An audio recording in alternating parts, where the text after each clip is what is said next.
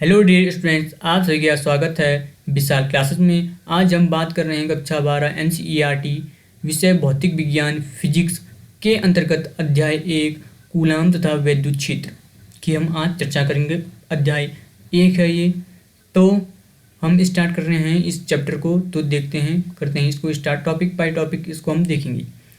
तो पहला टॉपिक जो आता है कूलाम तथा वैद्युत क्षेत्र के जो अध्याय में, वो है कूलाम का नियम। ठीक है, तो कूलम का नियम क्या है ये हम देखेंगे।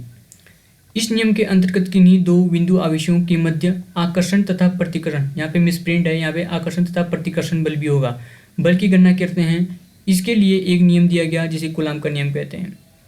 तो कूलम के नियम की जरूरत हमें इसलिए पड़ी ताकि हम दो बिंदु आवेशों के मध्य आकर्षण तथा प्रतिकर्षण बल की गणना कर सकें।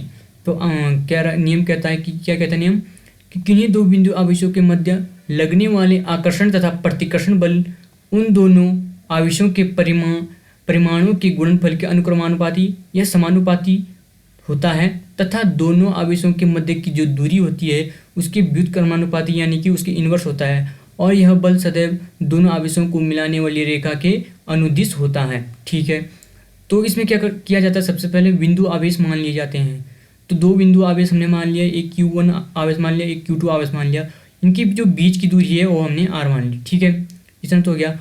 अब क्या कह रहा है कि बल क्या, उनका जो बल है उसको गणना करने के लिए हमें आवेश हैं उनके परिणाम के गुणनफल का अनुक्रमानुपाती होता है। तो नियम अनुसार क्या कह रहा है, जो बल है वो उनके जो आवेश है, दोनों आवेश के जो गुणा है उसके अनुक्रमानुपाती या समानुपाती होता है। और दूसरा कह रहा है कि जो उसके बीच की दूरी यानी कि R उसके वर्ग के व्युत्क्रमानुपाती यानी कि इन्वर्स होता है। तो दो नियम हमें यहाँ से मिल गए।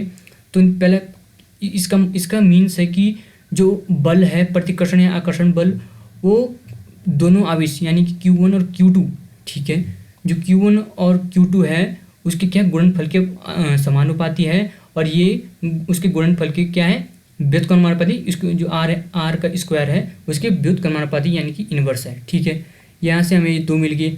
अब क्या करेंगे, इन दोनों को मिला देंगे, जो दो नियम हैं उनको मिला देंगे। तो सिंपल क्या हो जाएगा, नीचे R स्क्वायर आ जाएगा, तो सिंपल ये हमारा बन जाएगा। ठीक है, अब देखते हैं इसके बाद आगे। अब आगे चलते हैं। आगे है कि जो हमारे आए हम के मान लिया। यहाँ पे जो इन्वर्स है, जो समानुपाती का जो निशान है वो हटा के हमने के यानी इस तरह का प्रयोग यहाँ कर लिया, जो कि हमने समीकरण 1 मान ली। ठीक है, अब के जो है एक अनुक्रमानुपाती नियतांक या इसे हम कूलाम नियतांक भी कहते हैं। ठीक है, कूलाम नियतांक भी हम कहते हैं। और के का मान होता है 1/4 पाई एप्सिलॉन। इसका नाम है एप्सिलॉन। ठीक है, एप्सिलॉन नॉट हम इसे पढ़ते हैं, समीकरण 2 मान लेंगे। अब जो एप्सिलॉन होता है वो होता है वायु की वैद्युशीलता। जो वायु की वैद्युशीलता है उसको हम क्या कहते हैं, एप्सिलॉन कहते हैं। अब उसका जो मान है वो होता है 8.854 × 10⁻⁻12 इसका मान होता है। अब क्या करेंगे, जो समीकरण 1 और समीकरण 2 निकली हमारी। ठीक है, फिर इसे मैं साफ कर देता हूँ।